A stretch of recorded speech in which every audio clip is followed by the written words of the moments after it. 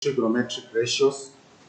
Okay, so just as a recap of what we discussed yesterday, right, the three trigonometric ratios are sine theta is equal to the opposite side divided by the hypotenuse.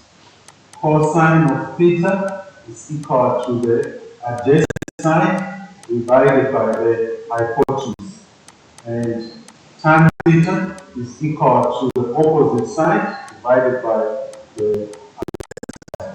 So we are going to use those three formulas. Later on, we are going to incorporate the reciprocals, but at this stage, we're not going to use the reciprocals as yet.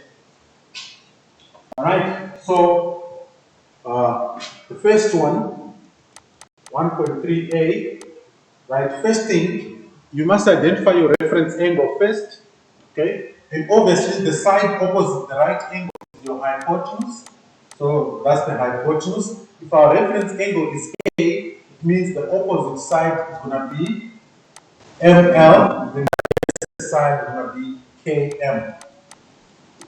Okay?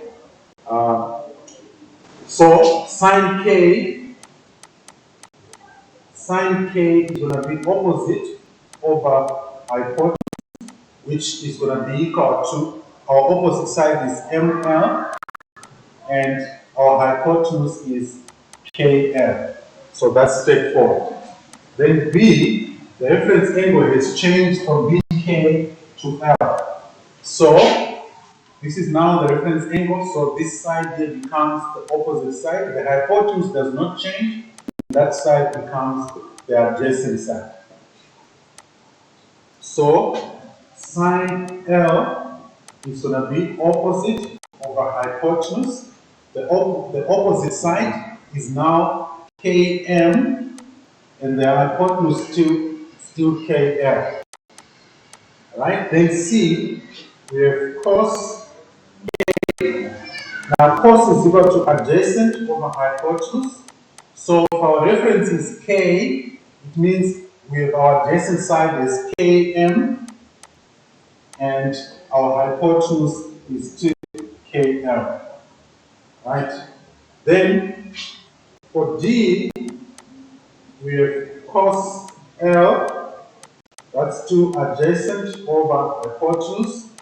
Our reference angle is now L, which means our adjacent side is MLM. So it will be LM over KL. Okay?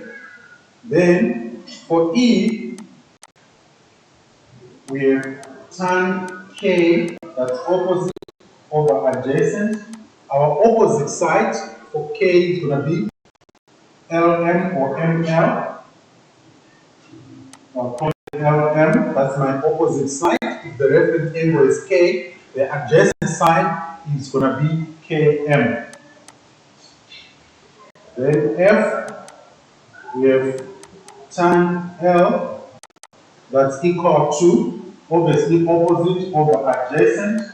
Right, our opposite side is now Km, and our adjacent side is now Lm. Okay, so that's what you're supposed to get. It's very, very straightforward.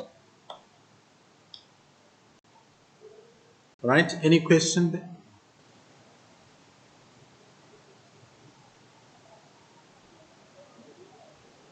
No, sir. Right. The next exercise. Okay, it says give 2 answers for each of the following. Okay, you have to give 2 answers for each of the following. So we have sine A. Okay, now I'm sure you can see that because of this perpendicular line, which is this perpendicular line, that is GB or BD, is perpendicular to AC. Therefore, we have got 3 right-angled triangles there. So we need to apply our knowledge of trig ratios, but we have to write 2 ratios, okay, for sine A. So sine A means this is the reference, okay, but sine A belongs to 2 triangles. Okay? The first triangle is the big one, ABC, and the second triangle is going to be ABD. So, because of that, you need to be very careful how you deal with it. Let's start with in triangle. Let's start with in triangle ABC. In triangle ABC, okay, so we'll say 1, 5, A, we are going to have sine A is going to be equal to. Now, in triangle ABC, our hypotenuse is AC.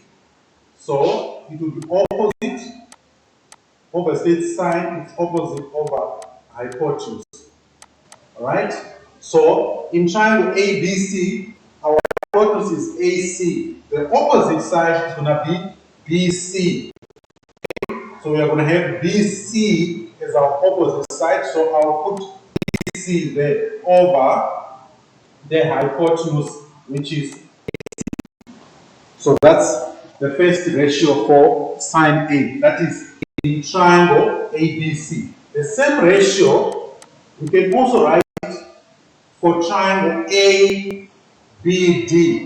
Now, for triangle ABD, the AB is going to become the hypotenuse, and the opposite side will be DB. So it's still opposite of hypotenuse, so we are going to end up having BD as our opposite side, and our hypotenuse, which is the side opposite the right angle, is going to be AB. So I'm done with sine A. Alright? Any question there?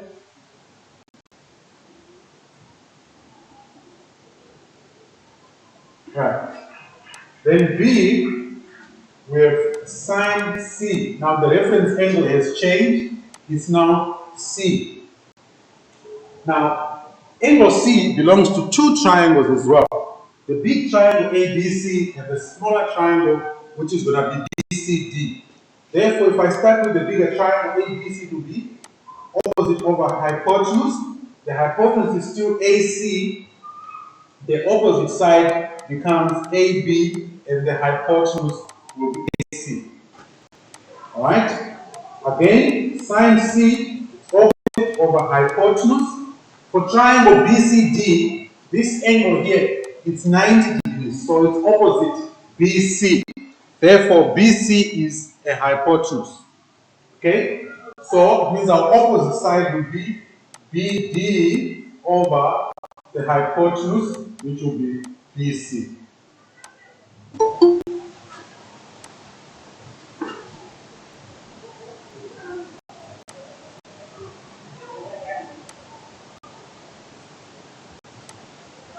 Alright? Then, let's move on to C. C with cos A, we know that cos A is adjacent over the hypotenuse. So our reference angle is now that one, right? We already know that angle A belongs to two triangles, that is angle ABC and angle ABD. Okay, so for ABC, our hypotenuse is AC. For ABD, the hypotenuse is AB. So if you are going to write the ratio for cos A, it means BD, rather, AB will be the adjacent side and AC will be the hypotenuse. So it will be AB over AC. That's the first ratio. The second one, for the same reference angle, our hypotenuse has changed now to AB and our adjacent side is now AD. So it's A over H, so it will be AD over AB. Okay? Then for D, we have cos C. Cos is still adjacent over hypotenuse. Angle C belongs to two triangles, that is triangle ABC and triangle BCD. Okay, so let's start with the bigger one. Our opposite side is going to be AB, adjacent side is going to be BC. So we are going to have BC over the hypotenuse, which is the same reference angle. Okay, we in triangle BCD, hypotenuse will be BC, so I can write straight away that our hypotenuse is BC. The adjacent side is going to be C. Then for E, it will be tan A. Now, tan A, we know that tan is its opposite over adjacent. Okay, opposite over adjacent. Now here, I'm not going to worry about the diagram anymore. Okay, I'm not going to worry about the diagram. I'm going to use the information that I have. So if the angle is A, I can use that, the answers that I already have. So I've got sine A, my opposite side is BC, and my adjacent side, I can get it here because I've got A, okay, so I've got cos A, which means AB is going to be my adjacent side. So all I have to do is divide BC by AB, okay, so this will be equal to BC divided by AB, because BC is the opposite side and AB is the adjacent side. So these three have the same reference angle. Right? So we've got tan A here, cos A, and sine A. They belong to the same right angle triangle. So because I know that the ratios of sine and cos, they have the opposite side and the adjacent side respectively, I can use that to determine tan A without using the diagram anymore. Okay? Then tan C, I'm going to do the same. Okay, for tan C, I'm going to do the same. So I've got, for sine, or rather, I'm not done it with tan A. Sorry, I'm not done with tan A here. So tan A, because I need two ratios. So tan A, because A belongs to, the reference angle A belongs to two triangles, ABC and ABD. So I can also further say that if I use this one here, means my opposite side is going to be BD, and my adjacent side is going to be AD. So I can write it as BD over AD. Okay, so that's how I can do it. Let me try to squeeze the last one there. So the last one, which is F, I have tan C. So tan C is going to be equal to, I'm just going to combine them at the same time. Right? Tan C is going to be equal to, we have opposite over adjacent. So the reference angle is now C. So I can use this one first. My opposite side will be that. For cos, I've got cos C. My adjacent side will be BC. So I can write the answer here as AB over BC. Okay? Because of space, I'm going to write the ratio here in a different color. So let me use that one. Right? So also, with regard to sine C, we have got this one here, sine C, so the opposite side is going to be BD, and we have got cos C here, the adjacent side is CD. So I can write my answer there as, it's also equal to BD over CD. Okay, then I'm done.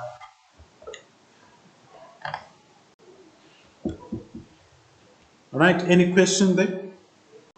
So we're using the formula of the three trigonometric ratios to write the ratios of sine A, sine C, cos A, cos C, tan A, and tan C. Any question?